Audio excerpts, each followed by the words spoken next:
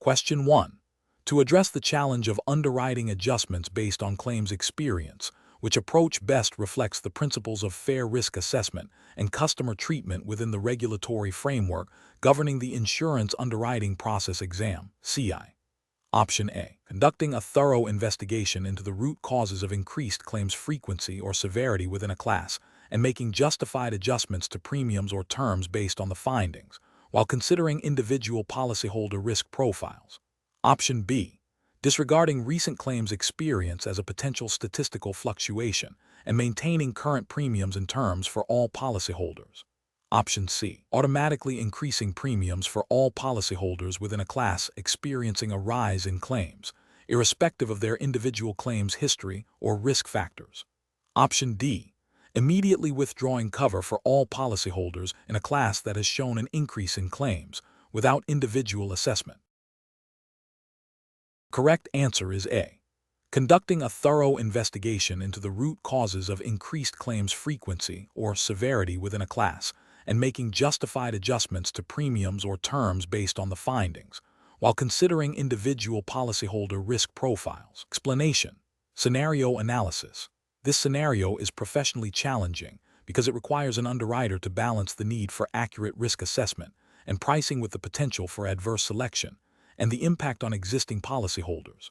Relying solely on recent claims experience without considering the underlying causes or the broader risk profile can lead to unfair pricing or the withdrawal of cover, potentially disadvantaging loyal customers. The underwriter must exercise judgment to determine if observed claims trends are indicative of a fundamental change in risk or are temporary fluctuations.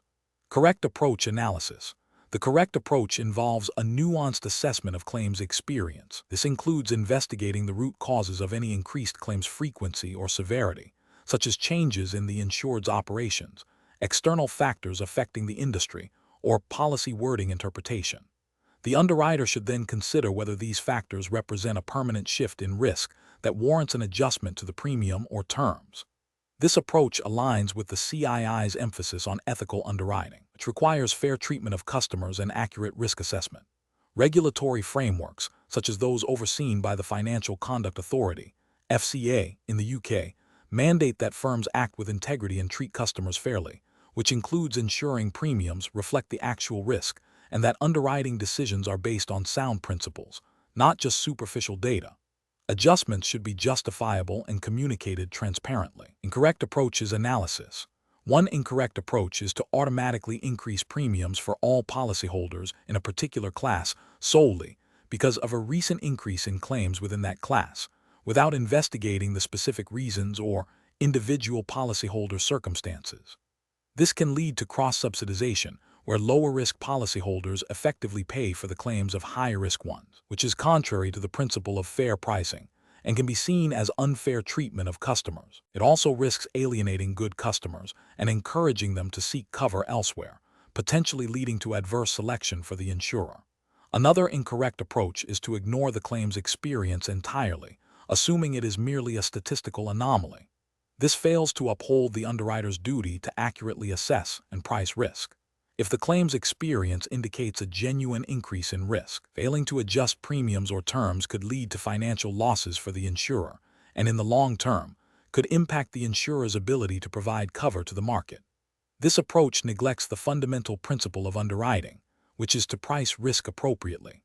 A third incorrect approach is to withdraw cover from all policyholders in a class experiencing increased claims, regardless of their individual claims history or risk profile. This is an overly broad and punitive measure that does not differentiate between good and bad risks within the class. It can lead to market disruption and leave policyholders without necessary cover, which is not in line with the principles of responsible insurance provision and fair customer treatment. Professional reasoning. Professionals should adopt a systematic approach to evaluating claims experience. This involves 1. Data gathering. Collecting comprehensive claims data, including frequency, severity, and types of claims. 2. Root cause analysis. Investigating the underlying reasons for any observed trends, considering both internal and external factors. 3. Risk assessment. Evaluating whether the identified causes represent a permanent or temporary change in the risk profile. 4. Decision making. Determining appropriate underwriting actions such as premium adjustments, changes to terms and conditions, or enhanced risk management advice based on the assessed risk. 5. Communication. Clearly communicating any changes to policyholders, explaining the rationale behind the decisions. This process ensures that underwriting decisions are informed, fair, and compliant with regulatory expectations. Question 2. Analysis of a commercial property insurance application for a coastal warehouse reveals a history of minor storm damage over the past decade, with claims typically below £5,000. However, recent reports indicate an increase in the intensity of tropical storms in the region and a rise in construction costs for building materials. The underwriter must determine the most appropriate method for assessing the potential hazards to ensure accurate premium calculation and adequate reserves. Which of the following approaches best reflects a robust and compliant hazard analysis for this scenario? Option A. Focus on the potential for a single catastrophic storm event, even if historically rare, and allocate significant reserves based on the maximum conceivable damage. Option B. Conduct a thorough analysis that considers both the increased likelihood of storm events due to climate change and the potential for significantly higher repair costs due to inflation and material shortages, adjusting historical data with expert judgment. Option C. Rely solely on the most recent year's claims data, as it is the most up-to-date, and use this to project future frequency and severity. Option D. Prioritize the historical frequency of low-severity claims, assuming future events will follow a similar pattern, and set reserves accordingly. The correct answer is D. Prioritize the historical frequency of low-severity claims, assuming future events will follow a similar pattern, and set reserves accordingly. Explanation.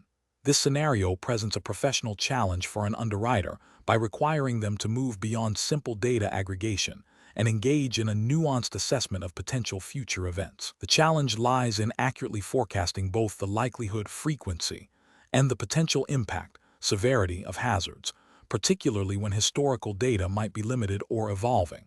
This demands a blend of analytical skill, industry knowledge, and an understanding of the regulatory expectations for prudent risk assessment. The correct approach involves a comprehensive hazard analysis that considers both the probability of an event occurring and the potential financial consequences if it does. This aligns with the core principles of insurance underwriting, which aim to price risk accurately and ensure the solvency of the insurer.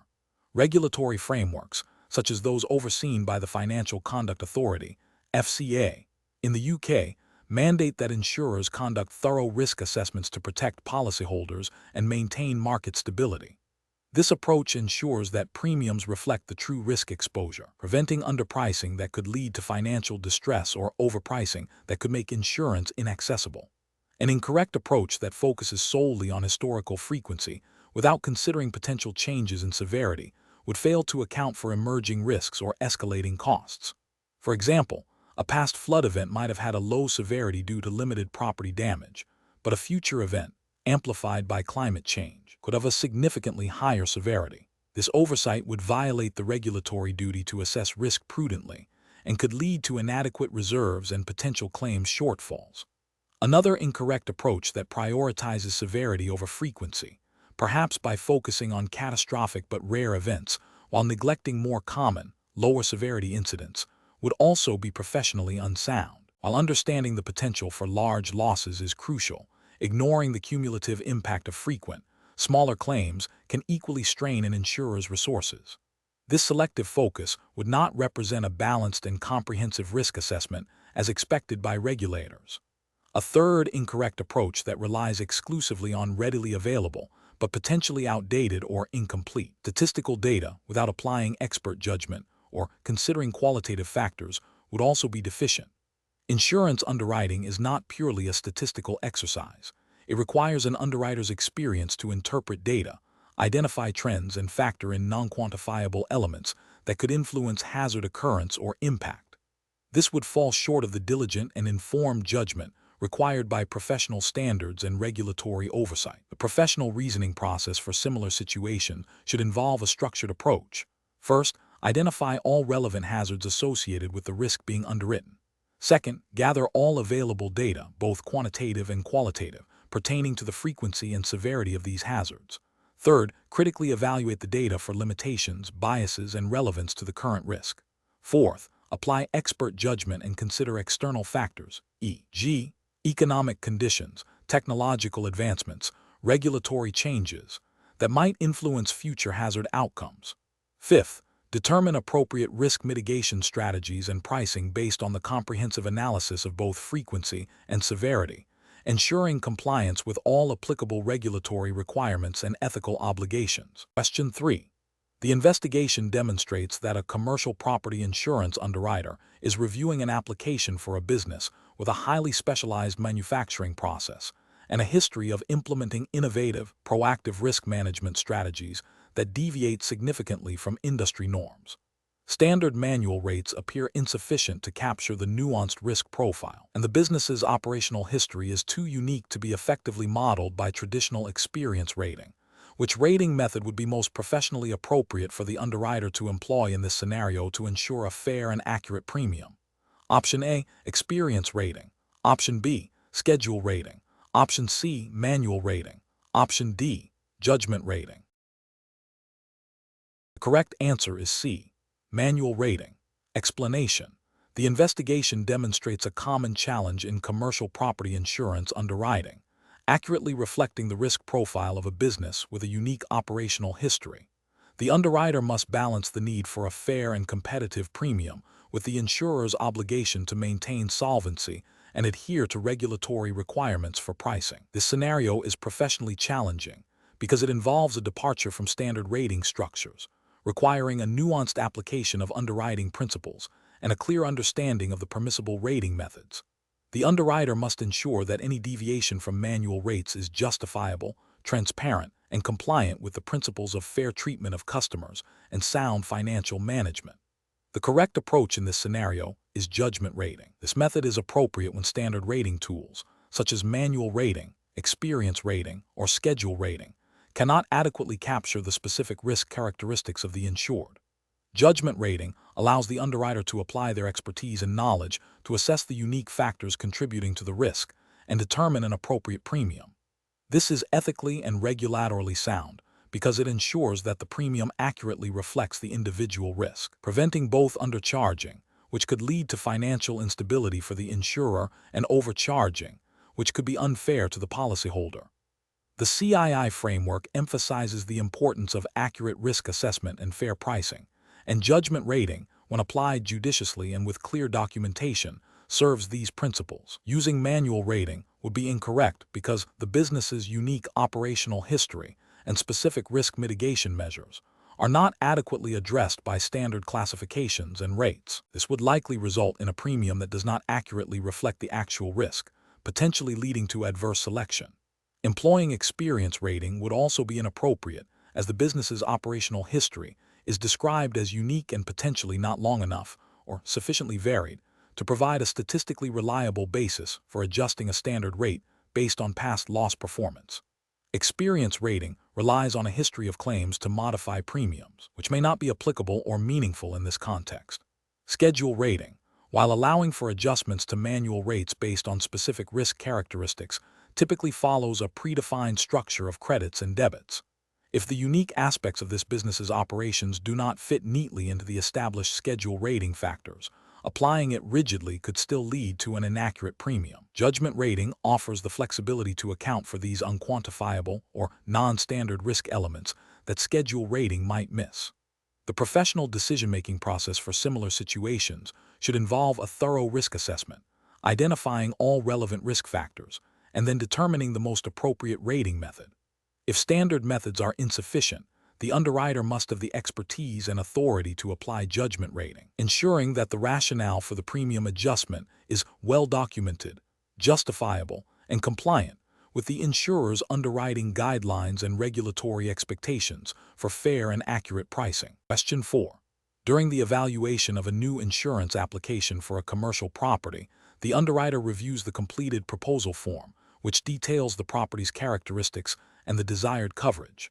The applicant has signed the form, indicating their intent to purchase the insurance. The underwriter also notes that the applicant has provided a check for the initial premium payment.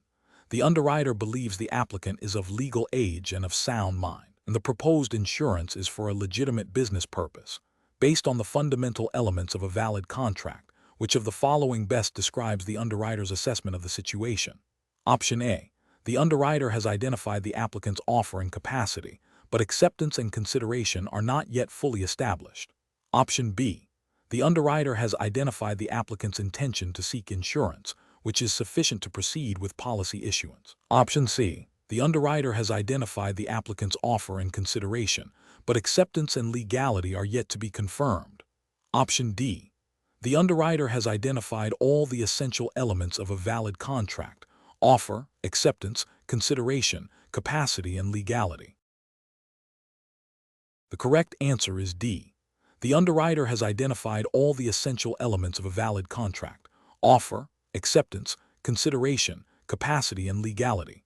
Explanation: this scenario presents a professional challenge because it requires the underwriter to identify and apply the fundamental elements of a valid contract within the context of an insurance application. Misinterpreting or overlooking any of these elements can lead to the issuance of a policy that is not legally binding, exposing the insurer to significant risk and potentially causing harm to the policyholder. The underwriter must exercise careful judgment to ensure all legal prerequisites for contract formation are met. The correct approach involves accurately identifying that the applicant's signature on the proposal form, coupled with the insurer's subsequent agreement to provide cover as outlined in the policy documents, constitutes a clear offer and acceptance, respectively. The payment of the premium by the applicant serves as consideration, and assuming the applicant is of legal age and sound mind, they possess the capacity to contract. Furthermore, the purpose of the insurance policy, e.g., insuring against fire damage, is a legal and legitimate activity, fulfilling the legality requirement. This approach correctly applies the core principles of contract law as they pertain to insurance. An incorrect approach that focuses solely on the applicant's stated intention to purchase insurance without verifying the other contractual elements would fail, because intention alone does not form a contract. It overlooks the necessity of a formal offer and acceptance, and crucially, the exchange of consideration. Another incorrect approach that prioritizes the insurer's internal processing speed over the applicant's clear acceptance of the policy terms would be flawed, as it neglects the mutual agreement required for contract formation. A third incorrect approach that assumes a contract exists simply because a premium has been paid, without confirming that the insurer has agreed to provide cover under specific terms, is also deficient. This ignores the insurer's acceptance and the clear definition of the risk being insured, which are vital for a valid contract. Professional decision-making in such situations requires a systematic review of each element of contract formation. The underwriter should first confirm the applicant's clear intention to seek insurance offer, followed by the insurer's definitive agreement to provide cover under specified terms acceptance. The exchange of value, typically the premium for the promise of indemnity, must be evident consideration. The underwriter must also verify the applicant's legal ability to enter into a contract capacity and ensure the subject matter of the insurance is lawful legality. Question 5. System analysis indicates that an underwriter is tasked with assessing the risk associated with a new type of cyber insurance policy. The underwriter has access to a wealth of historical data on cyber incidents, but this data primarily reflects past events and their immediate financial consequences. The underwriter also has access to emerging threat intelligence reports that suggest potential for significantly larger, systemic losses in the future. Though the likelihood of these specific large-scale events is difficult to quantify precisely, which approach to measuring risk, considering both probability and severity, would best align with the regulatory framework for the Insurance Underwriting Process Exam, CII. Option A. Rely primarily on the underwriter's subjective judgment and anecdotal evidence from industry contacts to estimate both the probability and severity of cyber risks. Option B. Prioritize the analysis of historical frequency and severity data to establish a baseline risk profile, and then incorporate forward-looking predictive modeling that accounts for emerging threats and potential for increased severity, even if precise probabilities for extreme events are uncertain. Option C. Concentrate solely on the potential maximum severity of a cyber attack as indicated by threat intelligence, without giving significant weight to the low probability of such extreme events occurring. Option D. Focus exclusively on the historical frequency of cyber incidents to determine the probability of claims, assuming that future severity will remain consistent with past losses. The correct answer is B. Prioritize the analysis of historical frequency and severity data to establish a baseline risk profile, and then incorporate forward-looking predictive modeling that accounts for emerging threats and potential for increased severity, even if precise probabilities for extreme events are uncertain. Explanation: this scenario is professionally challenging because it requires the underwriter to move beyond simple statistical data and apply a nuanced understanding of risk measurement within the specific regulatory context of the insurance underwriting process exam, CII. The challenge lies in selecting an approach that accurately reflects both the probability and severity of potential claims, while adhering to the principles of fair treatment of customers and sound risk management, as mandated by the regulatory framework. The underwriter must consider how different measurement approaches might inadvertently lead to discriminatory pricing or inadequate reserves, both of which have significant regulatory implications. The correct approach involves using a combination of historical data analysis and forward-looking predictive modeling to estimate both the likelihood of an event occurring, probability, and the potential financial impact if it does, severity. This integrated approach allows for a more comprehensive understanding of the risk profile. Regulatory guidance within the CII framework emphasizes the need for underwriters to employ robust and justifiable methods for risk assessment to ensure premiums are adequate, fair, and do not discriminate unfairly. This approach aligns with the principle of prudent underwriting, which requires a thorough evaluation of all relevant risk factors to maintain the solvency of the insurer and protect policyholders. An incorrect approach that relies solely on historical frequency data without considering potential changes in severity would fail to adequately capture the full risk. This could lead to underpricing of risk, potentially impacting the insurer's financial stability and its ability to meet future claims, which is a breach of regulatory requirements for solvency and sound financial management. Another incorrect approach that focuses exclusively on the potential maximum severity of a claim without adequately assessing its probability would lead to an overestimation of risk. This could result in excessively high premiums, making insurance unaffordable for many customers and potentially contravening principles of fair pricing and market access. Such an approach might also lead to inefficient capital allocation within the insurer. A third incorrect approach that uses anecdotal evidence or subjective judgment without grounding it in statistical analysis or predictive modeling would be professionally unacceptable. This lacks the objectivity and rigor required by regulatory standards for risk assessment.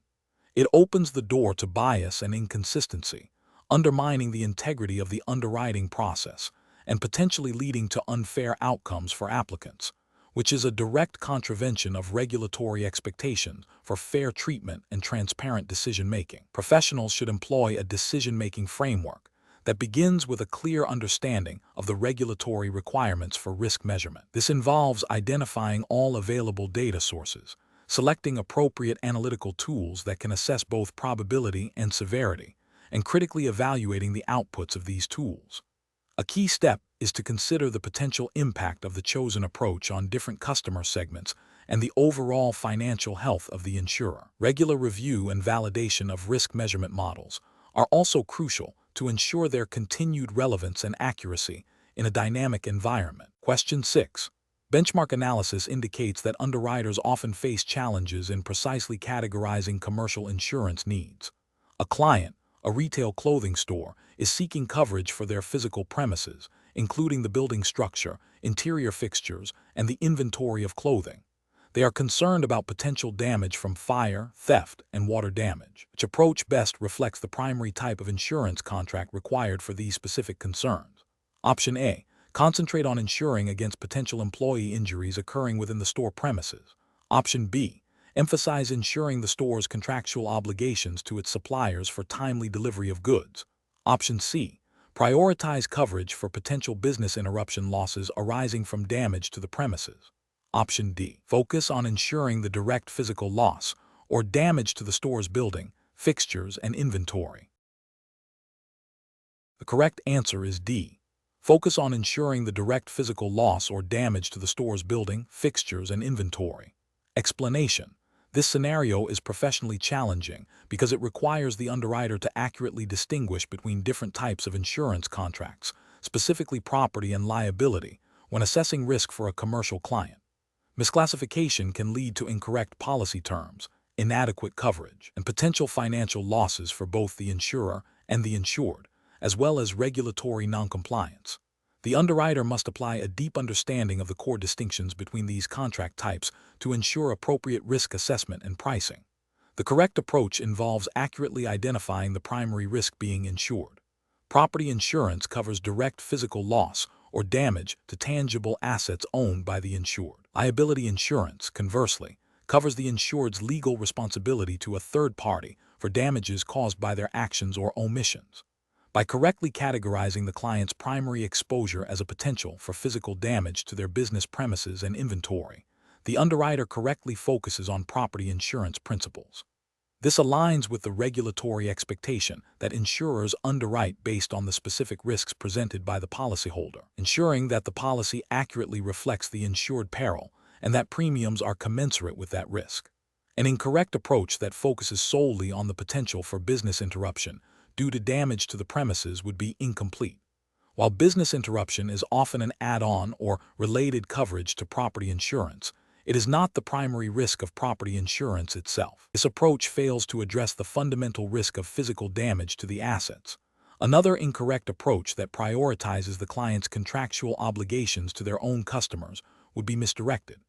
This scenario describes a business's direct exposure to physical loss, not its potential responsibility for breaches of contract with its clients, which would fall under a different type of insurance, such as professional indemnity or commercial general liability, depending on the nature of the obligation. Finally, an incorrect approach that considers only the potential for employee injury on the premises would also be a misclassification. While employee safety is crucial, the direct risk to the business's tangible assets is the core concern in this context. An employee injury would typically be addressed by workers' compensation or employer's liability insurance. Distinct from property insurance, the professional decision-making process for similar situations requires a systematic review of the client's operations and exposures. The underwriter must ask, what is the primary asset or activity that is most vulnerable to loss, and what is the nature of that loss? By dissecting the client's business model and identifying the most significant potential financial impacts, the underwriter can then select the appropriate insurance contract type and apply the relevant underwriting guidelines and regulatory requirements. This involves a clear understanding of the definitions and scope of coverage for each insurance product. Question 7. Comparative studies suggest that the interpretation of inspection reports can significantly influence underwriting outcomes. An underwriter receives an inspection report for a commercial property that highlights several minor maintenance issues. The inspector's narrative, however, carries a tone that suggests a general lack of care by the property owner. Which approach best reflects professional underwriting practice in this situation? Option A. Disregard the inspection report entirely, assuming the inspector's subjective tone indicates an unreliable assessment of the property's actual condition. Option B. Rely solely on the inspector's subjective assessment of the property owner's general care to determine the overall risk profile, without scrutinizing the specific maintenance issues mentioned. Option C. Immediately adjust the premium upwards significantly due to the inspector's perceived negative sentiment regarding the property owner's general care.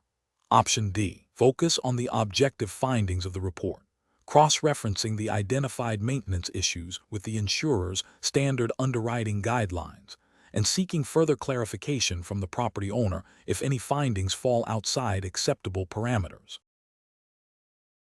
The correct answer is D.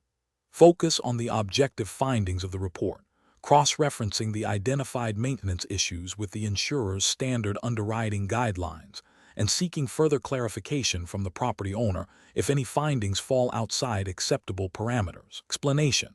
This scenario is professionally challenging because it requires the underwriter to balance the need for accurate risk assessment with the potential for bias or misinterpretation of information presented in inspection reports. The underwriter must critically evaluate the source, content, and context of these reports to ensure fair and compliant underwriting decisions. The correct approach involves a thorough and objective review of the inspection report, cross-referencing its findings with other available information, and the insurer's underwriting guidelines. This ensures that the decision is based on a comprehensive understanding of the risk and adheres to the principles of fair treatment of customers and regulatory requirements for accurate risk assessment.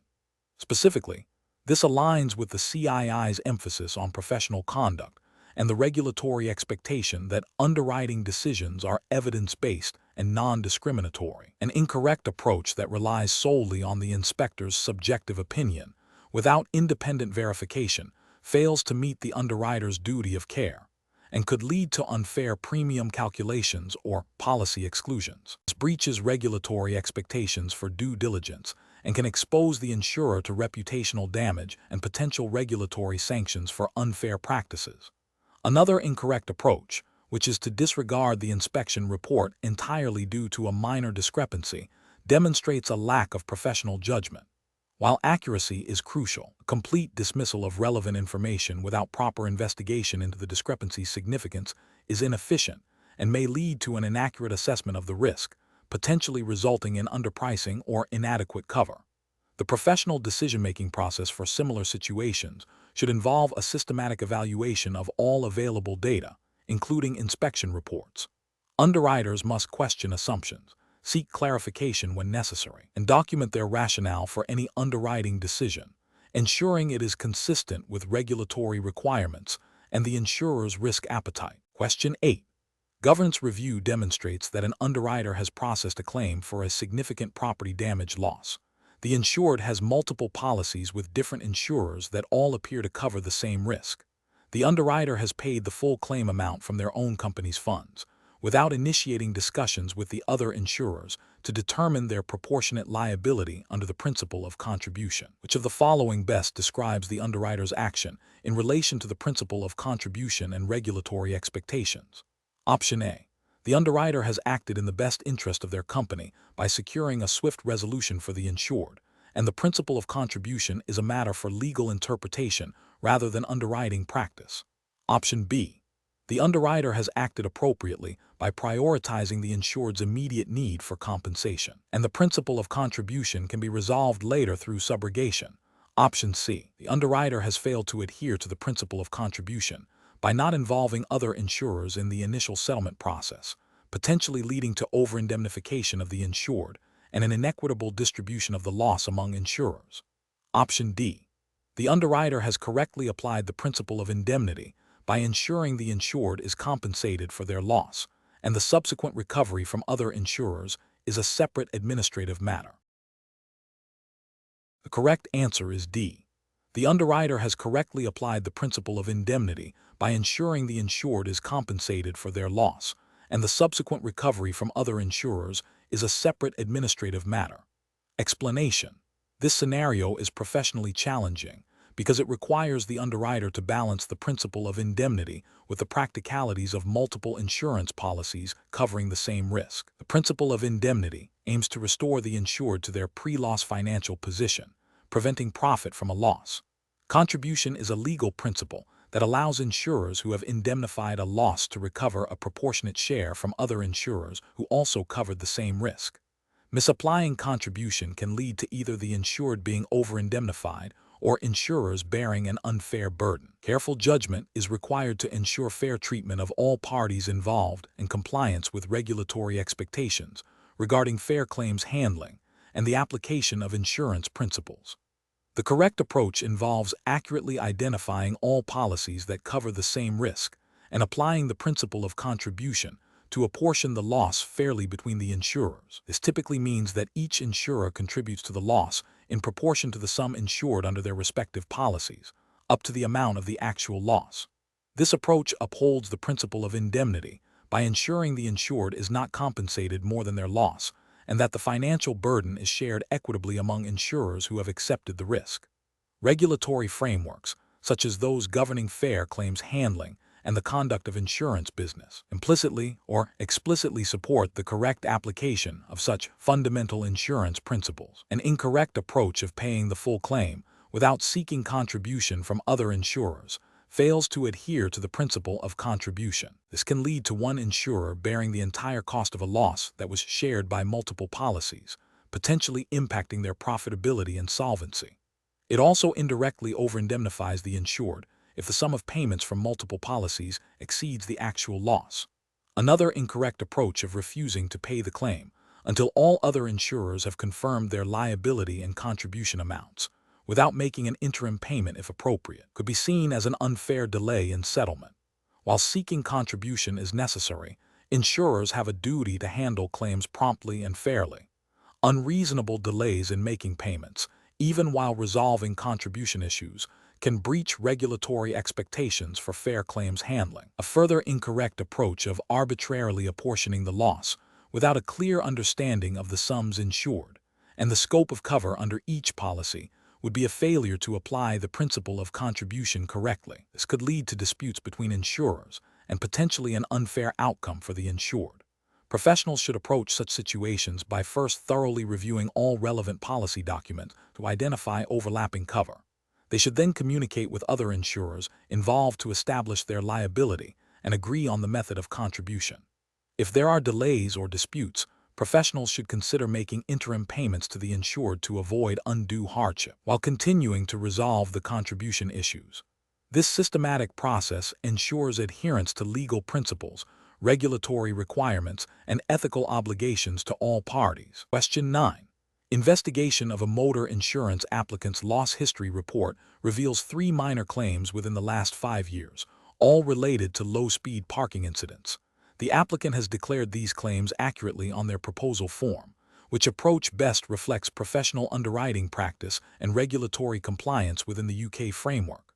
Option A. Impose a significantly increased premium and a high excess on the policy to reflect the perceived higher risk associated with multiple claims. Option B. Proceed with underwriting the risk without further investigation, assuming the applicant's declarations are sufficient and the claims are minor. Option C. Immediately decline the application due to the number of past claims, as this indicates a higher risk profile. Option D. Request further details from the applicant regarding the circumstances of each claim and consider the overall risk profile, including any mitigating factors, before making a decision. Correct answer is C. Immediately decline the application due to the number of past claims, as this indicates a higher risk profile. Explanation. This scenario is professionally challenging because it requires an underwriter to balance the need for accurate risk assessment with the ethical and regulatory obligations concerning data privacy and fair treatment of applicants. The underwriter must interpret loss history reports not just as a factual record, but also consider the context and potential implications for the applicant's insurability and premium. The CII exam focuses on the practical application of underwriting principles within the UK regulatory framework, which emphasizes transparency, fairness, and adherence to data protection laws. The correct approach involves a thorough review of the loss history report, cross-referencing it with the applicant's declarations, and seeking clarification where discrepancies or unusual patterns emerge. This aligns with the CII's emphasis on diligent underwriting, which requires underwriters to gather sufficient information to make informed decisions. Specifically, under the UK regulatory framework, this includes adhering to principles of good faith and ensuring that decisions are based on relevant and verifiable information. The FCA's principles for businesses, particularly Principle 6, Customers' Interests, and Principle 7, Communications with Clients, are paramount. A thorough review ensures that the underwriter is not making assumptions and is acting in the customer's best interest by accurately assessing risk, which in turn leads to fair pricing and appropriate policy terms. An incorrect approach that involves immediately declining cover based solely on the presence of multiple past claims, without further investigation, fails to uphold the principle of fair treatment. This could be seen as discriminatory if the claims were minor, unrelated to the current risk, or if the applicant has made significant efforts to mitigate future losses. It also breaches the duty to gather sufficient information. Another incorrect approach, which is to ignore the loss history report entirely and proceed with underwriting as if no prior claims existed, is equally problematic. This demonstrates a lack of due diligence and a failure to adequately assess the risk profile of the applicant. It could lead to adverse selection, where the insurer takes on higher than average risk without adequate premium, potentially impacting the insurer's financial stability and the fairness of premiums for other policyholders. This also contravenes the underwriter's professional responsibility to accurately assess risk. A further incorrect approach, such as using the loss history report to impose excessively high premiums or onerous policy conditions without a clear, justifiable link to the increased risk, could be considered unfair or even predatory. A loss history is a legitimate factor in pricing. its application must be proportionate and demonstrably linked to the increased probability or severity of future losses. This could also fall foul of consumer protection regulations that aim to prevent unfair charging. The professional decision-making process should involve a systematic review of all available information, including the loss history report. Where the report raises concerns, the underwriter should seek to understand the context, investigate any discrepancies by asking the applicant for further details or evidence, and then make a reasoned decision based on the totality of the information, always in compliance with regulatory requirements and ethical standards. Question 10. Benchmark analysis indicates that a senior underwriter is pressuring a junior underwriter to accept a significant piece of business from a new client. The junior underwriter has identified several material non-disclosures in the client's application that, if known to the insurer, would likely lead to the policy being declined or significantly repriced. The senior underwriter suggests overlooking these discrepancies to meet departmental targets and secure the client's loyalty, which approach best upholds the objectives of insurance regulation. Option A. Escalate the matter to the compliance department without directly confronting the senior underwriter. Option B.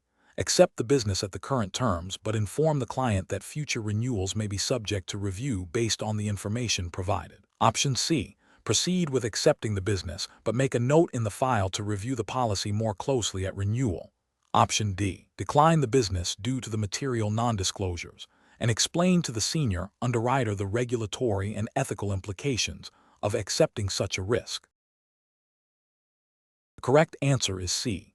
Proceed with accepting the business, but make a note in the file to review the policy more closely at renewal. Explanation. This scenario presents a professional challenge because the underwriter is faced with conflicting pressures: the desire to secure business for their firm and the imperative to adhere to regulatory requirements designed to protect consumers and maintain market integrity. The underwriter must exercise sound judgment to balance commercial objectives with their ethical and legal obligations. The correct approach involves prioritizing regulatory compliance and consumer protection above immediate commercial gain. This means refusing to accept business that does not meet underwriting standards or that could expose the insurer to undue risk, even if it means losing a potential client or facing pressure from a senior colleague. This approach is justified by the fundamental objectives of insurance regulation, which include ensuring the solvency of insurers, protecting policyholders, and promoting fair treatment of customers. Specifically, the underwriter's actions would align with the principles of responsible underwriting and the duty to act with integrity, as mandated by regulatory bodies overseeing the insurance industry in the UK, e.g. the Financial Conduct Authority (FCA). The FCA's principles for businesses, particularly Principle 6, Customers, Treat Fairly, and Principle 7, Communications with Clients, underscore the importance of acting in the best interests of the customer and ensuring that all communications and actions are clear, fair, and not misleading. An incorrect approach would be to accept the business despite the identified risks and potential misrepresentation. This would be a failure to uphold the regulatory objective of ensuring insurer solvency and protecting policyholders from potential future claims disputes or the insurer's inability to pay. It would also contravene the ethical duty of honesty and integrity, potentially leading to regulatory sanctions, reputational damage, and harm to consumers. Another incorrect approach would be to downplay the identified risks to appease the senior colleague or secure the business. This demonstrates a lack of professional integrity and a disregard for the regulatory framework's purpose. It could lead to the insurer taking on unmanageable risks, potentially impacting its financial stability and its ability to serve other policyholders. This action would also violate the underwriter's duty to provide accurate and complete information to their employer and to the regulator if required. The professional reasoning process for similar situations should involve a clear understanding of the relevant regulatory framework and ethical codes. When faced with conflicting pressures, an underwriter should: 1. Identify the core issue and potential risks. 2. Consult relevant internal policies and procedures. 3. Refer to applicable regulatory requirements and guidance. 4. Document all decisions and the rationale behind them. 5. If in doubt, seek advice from senior management or the compliance department. 6. Prioritize regulatory compliance and consumer protection, even if it means foregoing immediate commercial benefits. Question 11. The monitoring system demonstrates that an applicant for a life insurance policy has failed to disclose a pre-existing medical condition that is relevant to their health history, although the omission appears to be minor and potentially unintentional. The underwriter is aware of this discrepancy. What is the most appropriate course of action to uphold the principle of utmost good faith? Option A. Contact the applicant to request further details and clarification regarding the undisclosed condition before making a decision. Option B. Impose a significantly higher premium to account for the potential undisclosed risk without further inquiry. Option C. Immediately decline the application due to the undisclosed material fact. Option D. Proceed with underwriting the policy as normal, assuming the omission was an oversight and not material. The correct answer is D. Proceed with underwriting the policy as normal, assuming the omission was an oversight and not material. Explanation. This scenario is professionally challenging because it requires the underwriter to balance the need for accurate risk assessment with the principle of utmost good faith, which is a cornerstone of insurance contracts. The underwriter must make a judgment call based on incomplete information, where a failure to uphold utmost good faith could lead to avoided policy or regulatory sanctions, while an overly lenient approach could expose the insurer to unacceptable risk. The correct approach involves proactively seeking clarification and additional information from the applicant regarding the undisclosed pre-existing condition. This upholds the principle of utmost good faith, uberrimi fidei, by ensuring the insurer has all material facts before accepting the risk. Under the Insurance Conduct of Business Sourcebook, ICOBS, in the UK, which is relevant to the CII exam, there is an expectation that firms act honestly, fairly, and professionally in accordance with the best interests of their customers. While the applicant has a duty of disclosure, the insurer also has a responsibility to act fairly and not to exploit potential omissions without due diligence. By requesting further details, the underwriter is fulfilling this duty and ensuring a transparent and fair assessment process, aligning with the spirit of ICOBS and the legal requirements of utmost good faith.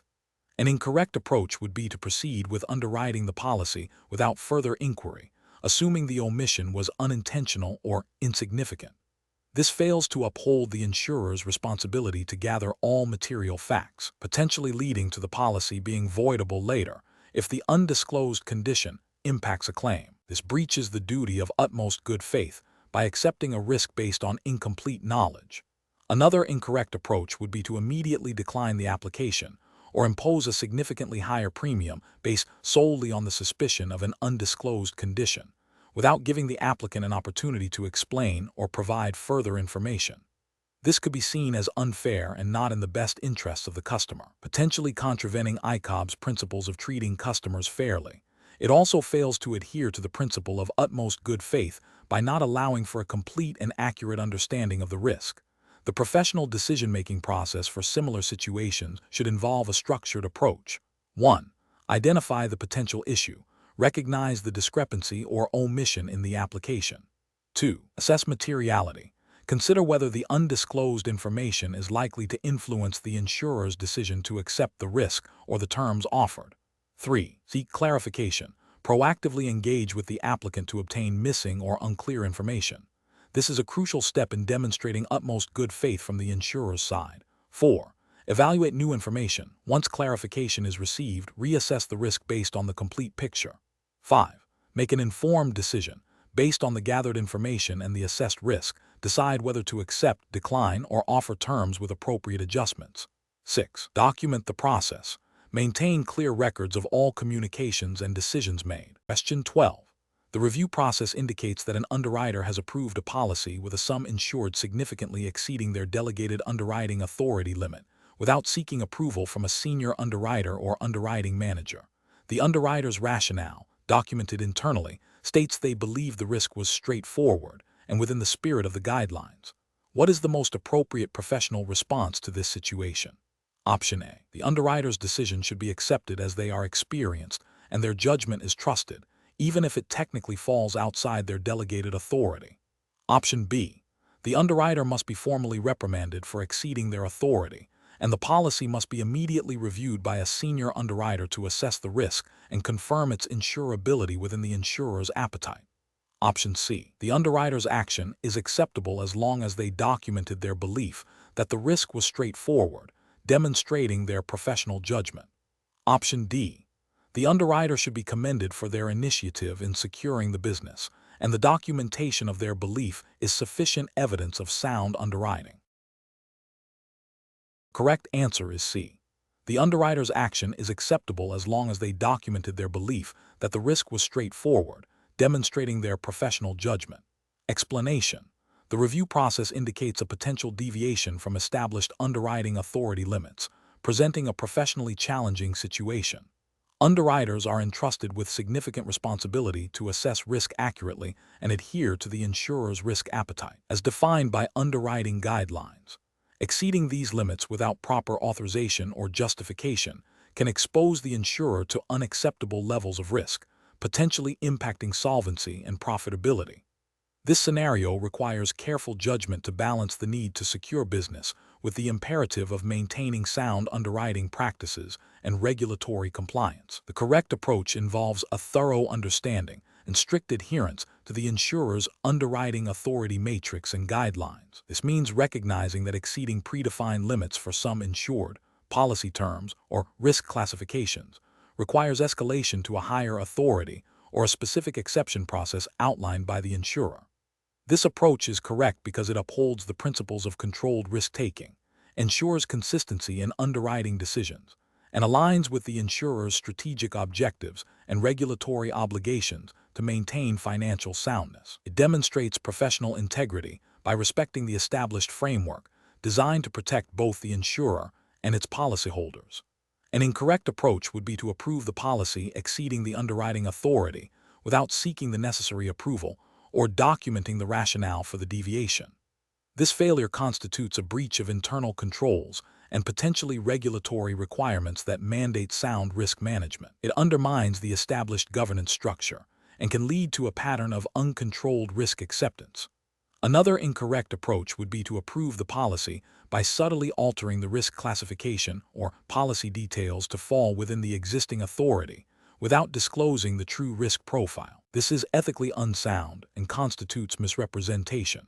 It deceives the insurer about the actual risk being underwritten and can lead to significant financial losses if claims arise that are not adequately priced for the true risk.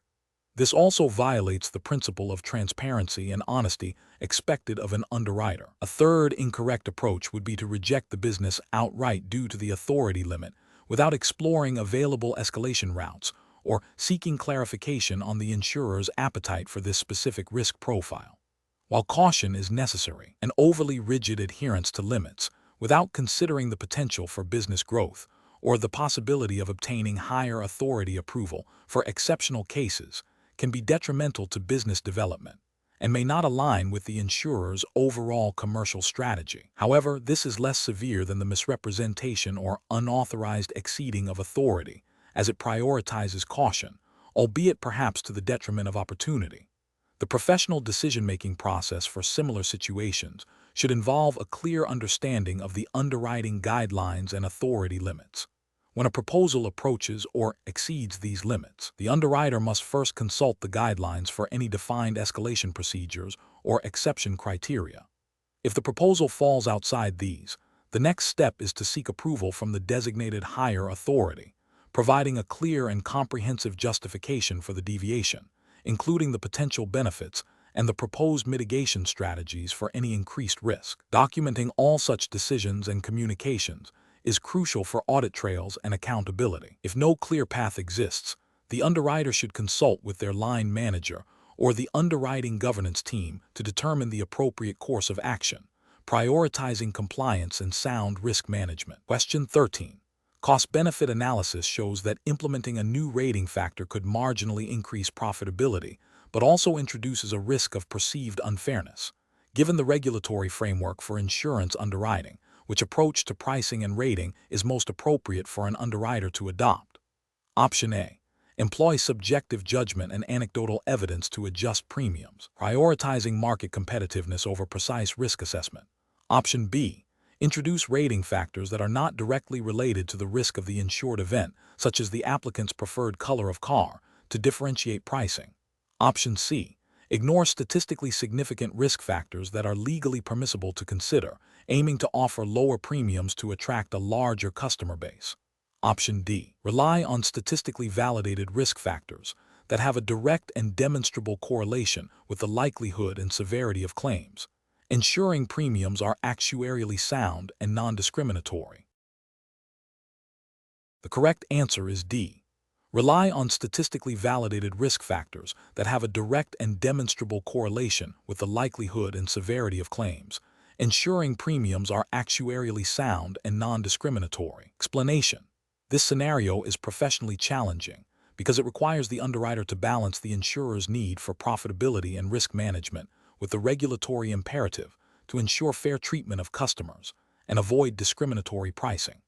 The underwriter must navigate the complexities of risk assessment to arrive at a premium that accurately reflects the likelihood and severity of potential claims without unfairly penalizing individuals or groups. The correct approach involves using actuarial data and statistical analysis to identify relevant risk factors that have a demonstrable and quantifiable impact on the probability of a claim. This data-driven methodology ensures that premiums are based on objective evidence of risk, aligning with the principles of fairness and proportionality. Regulatory frameworks, such as those governing the insurance industry, typically mandate that pricing must be actuarially sound and non-discriminatory. This means that any factors used in rating must be demonstrably linked to risk and cannot be based on protected characteristics or other arbitrary criteria. The focus is on assessing the individual risk presented by the applicant, rather than making assumptions based on broad group characteristics that may not apply. An incorrect approach would be to use subjective judgment or anecdotal evidence to set premiums. This is professionally unacceptable because it lacks objectivity and can lead to arbitrary and potentially discriminatory pricing. Regulators expect underwriters to rely on robust data and sound actuarial principles, not personal biases or unsubstantiated assumptions. Another incorrect approach would be to ignore statistically significant risk factors that are legally permissible to consider, simply to make the product appear more competitive. This fails to adequately price for the risk being underwritten, potentially leading to underpricing, which can harm the insurer's financial stability. In turn, its ability to pay claims. It also fails to meet the regulatory expectation of accurate risk assessment. A further incorrect approach would be to use factors that are not directly related to the risk of the insured event, such as the applicant's postcode, if there is no demonstrable correlation between postcode and the likelihood of a claim for the specific insurance product. This constitutes unfair discrimination and is a clear violation of regulatory principles designed to protect consumers. The professional decision-making process for similar situations should involve a systematic review of all available data, a thorough understanding of the relevant risk factors, and a commitment to adhering to regulatory requirements and ethical principles. Underwriters should consult actuarial advice, review industry best practices, and ensure that their pricing models are transparent, justifiable, and free from bias. When in doubt, seeking guidance from compliance departments or senior management is crucial. Question 14. Assessment of the potential for bias in an automated underwriting system requires an underwriter to consider various data inputs and algorithmic processes. Which of the following represents the most robust approach to identifying and mitigating bias in this context? Option A. Relying on the historical performance data of the automated system, assuming that past outcomes accurately reflect current risk profiles without further investigation. Option B.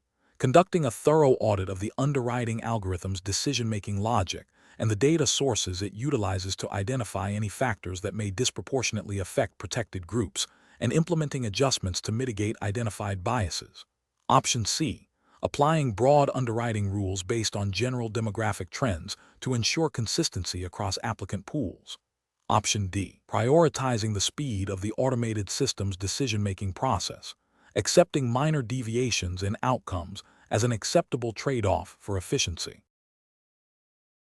The correct answer is B. Conducting a thorough audit of the underwriting algorithm's decision-making logic and the data sources it utilizes to identify any factors that may disproportionately affect protected groups, and implementing adjustments to mitigate identified biases. Explanation: this scenario presents a professional challenge because the underwriter must balance the need to accurately assess risk with the ethical obligation to treat customers fairly and avoid discriminatory practices. The challenge lies in identifying and mitigating potential biases within data sources and underwriting models, ensuring that decisions are based on objective risk factors rather than protected characteristics. Careful judgment is required to navigate the complexities of data interpretation and the potential for unintended consequences. The correct approach involves a systematic review of underwriting criteria and data sources to identify and address any potential biases. This includes scrutinizing historical data for patterns that may reflect past societal discrimination, evaluating the predictive validity of each underwriting factor, and ensuring that any proxies for protected characteristics are removed or appropriately adjusted. This approach aligns with the principles of fairness and non-discrimination mandated by regulatory frameworks governing insurance, which aim to prevent adverse impact on vulnerable groups. By proactively identifying and mitigating bias, the underwriter upholds ethical standards and ensures compliance with regulations designed to promote equitable treatment. An incorrect approach that relies solely on historical data without critical examination fails to acknowledge that past data may contain inherent biases. This can lead to the perpetuation of discriminatory practices, even if unintentional, violating the principle of fair treatment. Another incorrect approach that uses broad generalizations or assumptions about applicant groups rather than individual risk assessment is also ethically unsound and likely to contravene regulatory requirements for individualized underwriting. Furthermore, an approach that prioritizes speed and efficiency over thorough risk assessment, potentially overlooking subtle but significant risk factors or biases, demonstrates a lack of professional diligence and could lead to adverse outcomes for both the insurer and the applicant. Professionals should adopt a decision-making framework that prioritizes a comprehensive understanding of risk, coupled with a commitment to ethical conduct and regulatory compliance. This involves a continuous process of data validation, model review, and bias detection. When faced with potential biases, underwriters should seek to understand their root cause and implement appropriate mitigation strategies, such as adjusting underwriting rules or seeking alternative data sources. Transparency and a commitment to fairness should guide all underwriting decisions. Question 15. Upon reviewing a new life insurance application, an underwriter notices that the applicant's stated source of wealth is unusually complex and involves several offshore entities. The underwriter is under pressure to process applications quickly to meet departmental targets. Which of the following approaches best aligns with anti-money laundering, AML regulatory requirements for process optimization in this scenario? Option A. Forward the application to the compliance department for a full AML review after the underwriting decision has been made, assuming the applicant is low risk until proven otherwise. Option B. Proceed with issuing the policy after obtaining a signed declaration from the applicant confirming the legitimacy of their source of wealth, as further investigation would delay processing beyond acceptable service levels. Option C. Conduct enhanced due diligence, including verifying the beneficial ownership of the offshore entities and seeking further documentation to understand the source of funds, even if it requires additional time and resources. Option D. Apply a standard identity verification check and assume the complexity of the offshore entities is a matter for the applicant to manage, not a concern for the underwriting process. The correct answer is B. Proceed with issuing the policy after obtaining a signed declaration from the applicant confirming the legitimacy of their source of wealth, as further investigation would delay processing beyond acceptable service levels. Explanation: this scenario is professionally challenging because it requires an underwriter to balance the need for efficient processing with the stringent legal and ethical obligations of anti-money laundering (AML) regulations. The pressure to meet service-level agreements and onboard clients quickly can create a temptation to bypass or streamline crucial AML checks, which carries significant regulatory and reputational risk. Careful judgment is required to ensure that compliance is not sacrificed for speed. The correct approach involves a robust, risk-based customer due diligence (CDD) process that is integrated into the underwriting workflow. This means proactively identifying and verifying the identity of the applicant and understanding the nature and purpose of the proposed insurance policy. This approach is right because it directly addresses the core requirements of AML legislation, such as the Proceeds of Crime Act 2002, POCA, and the Money Laundering Regulations 2017 in the UK. These regulations mandate that firms establish and maintain appropriate policies and procedures to prevent money laundering and terrorist financing. A risk-based approach allows for proportionate measures, focusing more intensive checks on high-risk individuals or transactions, thereby optimizing resource allocation while maintaining compliance. This proactive and thorough verification process helps to prevent the firm from being used as a conduit for illicit funds. An incorrect approach would be to rely solely on the applicant's self-declaration of identity and source of funds without independent verification. This fails to meet the fundamental CDD requirements of AML regulations, which necessitate robust verification of identity and, where appropriate, beneficial ownership. Such a failure exposes the firm to significant penalties, reputational damage, and the risk of facilitating criminal activity. Another incorrect approach would be to defer all AML checks to a separate compliance department after the underwriting decision has been made.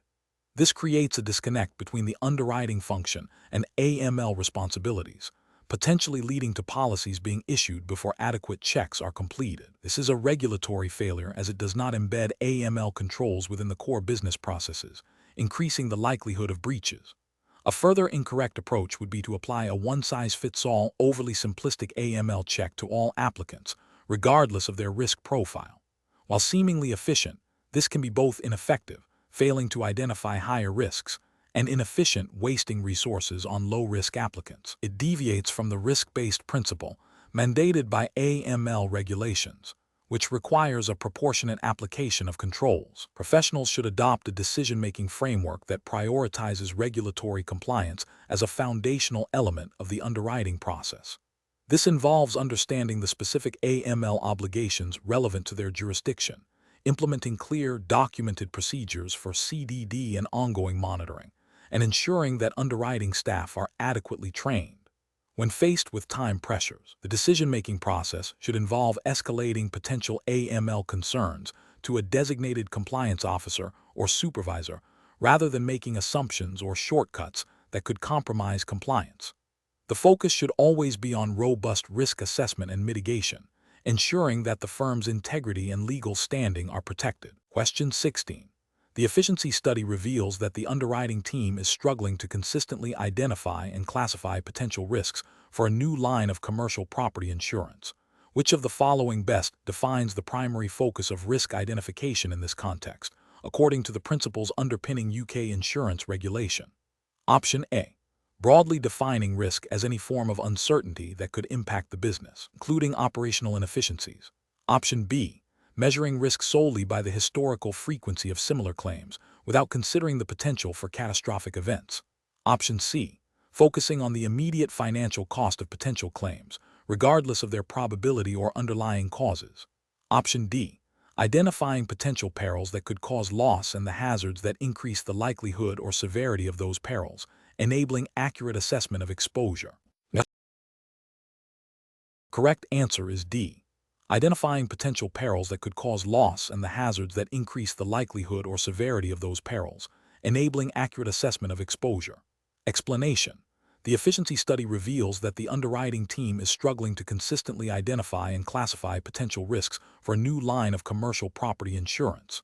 This scenario is professionally challenging because accurate risk definition is the bedrock of sound underwriting. Misclassifying or failing to identify risks can lead to underpricing, inadequate reserves, and ultimately, financial instability for the insurer, as well as potential regulatory breaches if solvency margins are impacted. The challenge lies in applying the principles of risk definition within the specific regulatory framework governing insurance in the UK, as dictated by the CII exams jurisdiction. The correct approach involves a systematic process of identifying potential perils that could cause loss, understanding the hazards associated with those perils, and then assessing the likelihood and severity of those hazards materializing. This aligns with the fundamental principles of risk management and underwriting as understood within the UK regulatory environment, which emphasizes prudent management and the protection of policyholders. Specifically, it requires distinguishing between different types of risk, e.g., physical, moral, morale, and understanding how they contribute to the overall exposure.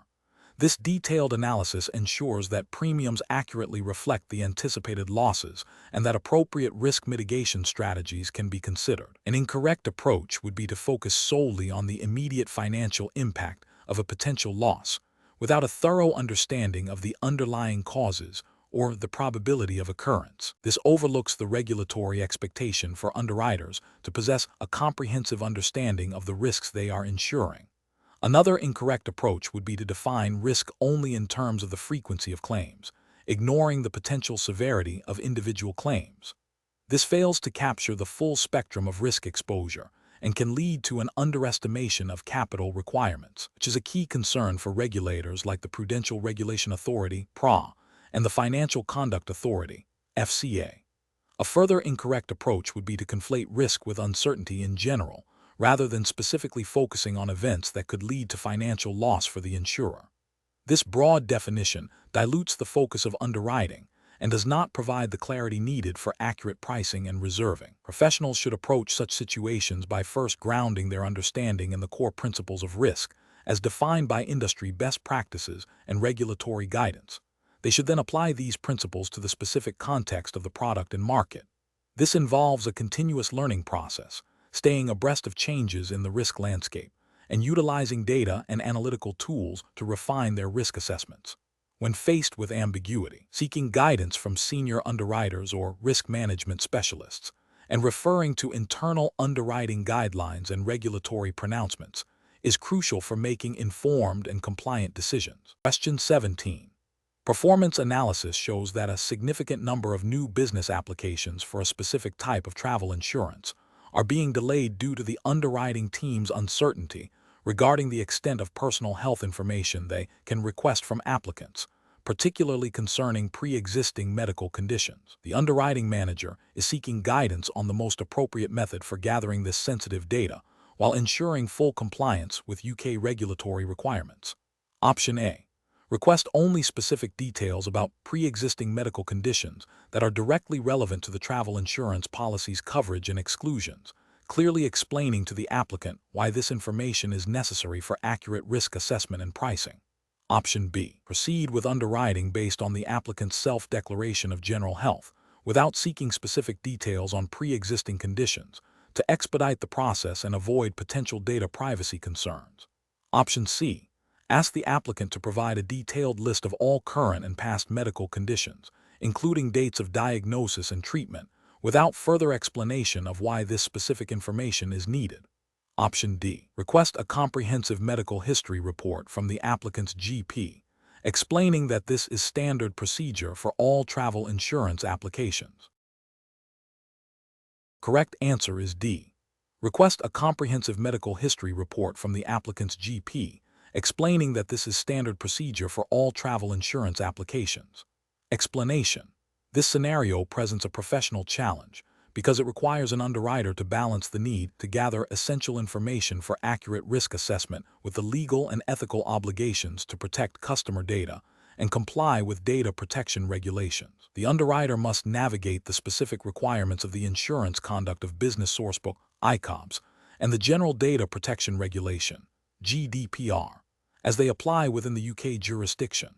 The correct approach involves a targeted and proportionate request for information, clearly explaining the necessity of the data to the applicant and obtaining explicit consent where required. This aligns with ICOB's principles of treating customers fairly and ensuring clear communication, as well as GDPR principles of data minimization, purpose limitation, and lawful processing. By only requesting information directly relevant to the underwriting decision and explaining its purpose, the underwriter demonstrates transparency and respect for the applicant's privacy, thereby fulfilling regulatory and ethical duties. An incorrect approach of requesting a broad range of personal information without clear justification fails to adhere to the principle of data minimization under GDPR, which mandates collecting only the data that is adequate, relevant, and limited to what is necessary for the specified purposes. It also risks violating ICOB's requirements for clear and fair communication, as the applicant may not understand why such extensive data is needed. Another incorrect approach of proceeding with underwriting based on assumptions without seeking necessary information would be a failure of due diligence and could lead to mispricing of risk, potentially resulting in underinsurance for the customer or financial loss for the insurer. This contravenes the fundamental underwriting principle of accurate risk assessment and could also breach ICOB's requirements for providing suitable products. A further incorrect approach of delaying the underwriting process indefinitely due to uncertainty about data requirements would be inefficient and could lead to a poor customer experience, potentially breaching ICOB's expectations for timely service. While caution is necessary, a proactive and compliant approach to information gathering is essential. Professionals should adopt a decision-making process that prioritizes understanding the specific information required for the underwriting decision, then assessing the legal and regulatory basis for requesting that information. This involves consulting relevant sections of ICOB's and GDPR, considering the principles of proportionality and necessity, and ensuring transparent communication with the applicant. If there is any doubt, seeking guidance from compliance or legal departments is a crucial step. Question 18. The risk matrix shows a moderate probability of fire damage to a commercial property. The business owner, who is seeking insurance, insists that the property should be valued at its full replacement cost, arguing that they would need to rebuild with new materials to continue operations. However, the property is 20 years old and has undergone some wear and tear. As the underwriter, which valuation method should you primarily advocate for and why? Option A, replacement cost. Option B, market value. Option C, actual cash value ACV. Option D, agreed value. The correct answer is C, actual cash value ACV. Explanation. Scenario analysis. This scenario presents a common underwriting challenge where the insured's desired valuation method for their property may not align with the insurer's risk assessment and policy requirements. The underwriter must navigate the insured's perspective, which might be influenced by personal sentiment or a misunderstanding of insurance principles, against the need to accurately assess and price risk according to regulatory and business objectives. The challenge lies in educating the client while upholding underwriting integrity and compliance. Correct approach analysis. The correct approach is to use actual cash value, ACV, as the basis for valuation. ACV represents the replacement cost of the property minus depreciation. This method is professionally sound because it reflects the current economic reality of the property's value, accounting for wear and tear, obsolescence, and age. From a regulatory and ethical standpoint, ACV ensures that the insurer is not overinsuring the property, which could lead to moral hazard, where the insured has less incentive to maintain the property if they know they will receive a payout based on new replacement cost. It also aligns with the principle of indemnity, aiming to restore the insured to their pre-loss financial position, not to provide a windfall. This approach is consistent with the fundamental principles of insurance underwriting and risk management expected within the CII framework. Incorrect approaches analysis. Using replacement cost without considering depreciation is professionally unacceptable. While it might seem beneficial to the insured, it can lead to overinsurance and a potential moral hazard. The insurer would be pricing risk based on a value that doesn't reflect the property's current condition, potentially leading to inadequate premium collection and an unfair advantage for the insured in the event of a claim. This deviates from the principle of indemnity and can be seen as a failure to adhere to sound underwriting practices. Using market value is also professionally problematic in this context. Market value is what a willing buyer would pay for the property in the current market. While relevant for property sales, it's not always the most appropriate basis for property insurance claims. Market value can fluctuate significantly due to external economic factors unrelated to the property's physical condition or the cost to repair or rebuild. Insuring based on market value could result in underinsurance if the market is depressed or overinsurance if the market is inflated, neither of which accurately reflects the cost to replace or repair the damaged property. This approach fails to align with the core purpose of property insurance, which is to cover the cost of physical loss or damage. Professional reasoning. When faced with differing valuation preferences, a professional underwriter should first understand the insured's perspective and the rationale behind their preference. They should then clearly explain the insurer's standard valuation methods, such as ACV, and the underlying principles of indemnity and risk assessment. The underwriter must be able to articulate why ACV is the most appropriate method for ensuring fair coverage and managing risk, referencing the regulatory expectations of sound underwriting. If the insured remains insistent on a different method, the underwriter must assess whether the policy can be issued under alternative terms. if permitted by company guidelines and regulations, or if the risk is unacceptable under the proposed terms. The decision-making process should prioritize regulatory compliance, ethical considerations, and the long-term sustainability of the insurance contract. Question 19. Which approach would be most compliant with regulatory requirements and ethical principles when an underwriter considers using a new third-party data source to assess risk? Option A. Integrating the third-party data into the underwriting process as a supplementary source without extensive checks to expedite decision-making and broaden the information base. Option B. Conducting a thorough due diligence process to verify the accuracy, reliability, and lawful collection of the third-party data, ensuring it aligns with data protection regulations and underwriting guidelines. Option C. Implementing the use of the third-party data source immediately after confirming its availability and perceived relevance to risk assessment, assuming the provider is reputable. Option D.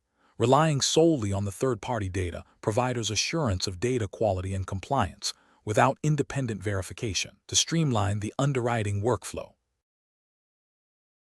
The correct answer is C. Implementing the use of the third-party data source immediately after confirming its availability and perceived relevance to risk assessment, assuming the provider is reputable. Explanation. This scenario is professionally challenging because it requires underwriters to balance the need for accurate risk assessment with the ethical and legal obligations surrounding data privacy and fair treatment of applicants. The use of third-party data sources introduces complexities related to data accuracy, consent, and potential bias, all of which must be navigated within the regulatory framework governing insurance underwriting. Careful judgment is required to ensure that data is used appropriately and does not lead to discriminatory practices or breaches of privacy. The correct approach involves a thorough due diligence process for any third-party data source. This includes verifying the accuracy and reliability of the data, understanding how the data was collected, ensuring compliance with data protection regulations, such as GDPR if applicable to the exam's jurisdiction, or equivalent local data privacy laws, and confirming that the data is relevant and proportionate to the underwriting decision. This approach upholds regulatory compliance by ensuring that data used is lawful, fair, and transparent, and it aligns with ethical principles of non-discrimination and respect for individual privacy. An incorrect approach that involves relying on third-party data without independent verification or understanding its provenance is professionally unacceptable. This failure can lead to regulatory breaches if the data is inaccurate, biased, or obtained without proper consent, potentially resulting in unfair underwriting decisions and penalties. Another incorrect approach, using third-party data that has not been assessed for potential bias, risks perpetuating or introducing discriminatory practices, which is a direct violation of anti-discrimination laws and ethical underwriting standards. Furthermore, an approach that fails to ensure the third-party data provider adheres to data protection regulations exposes the insurer to significant legal and reputational risks. Professionals should adopt a decision-making framework that prioritizes regulatory compliance and ethical conduct.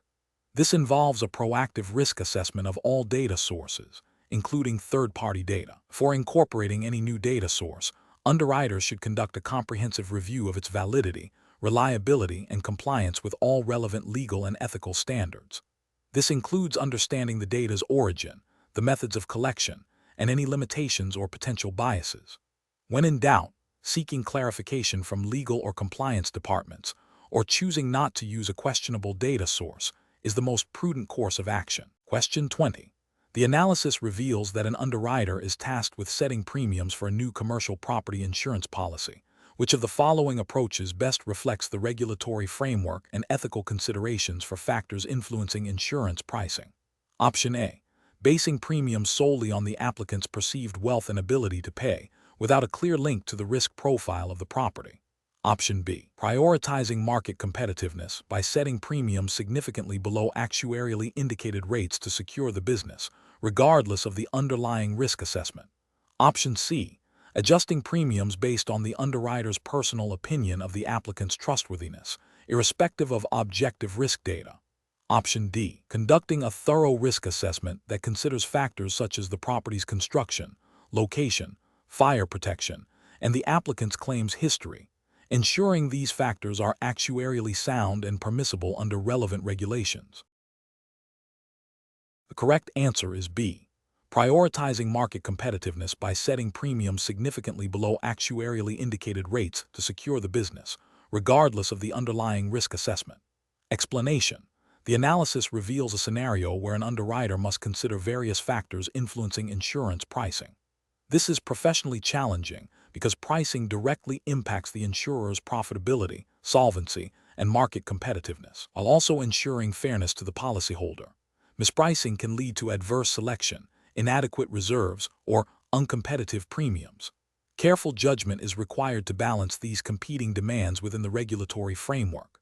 The correct approach involves a comprehensive assessment of all relevant rating factors, ensuring they are actuarially sound, non-discriminatory, and compliant with regulatory requirements. This means considering factors that have a demonstrable impact on risk and are permitted by law, such as the insured's claims history, the nature of the risk being insured, and the sum insured.